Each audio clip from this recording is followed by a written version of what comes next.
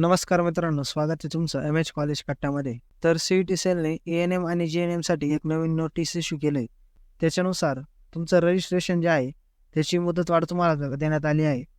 Online registration तुम्ही आता 12 तारखेपर्यंत रात्री 11:59 करू शकता आणि तुमचं पेमेंट 13 तारखेपर्यंत आणि तुम्हाला डॉक्युमेंट अपलोड करण्यासाठी 13 तारीख दिलेली आहे आणि मेरिट लिस्ट ही तुमची 16 तारखेला इश्यू होणार आहे.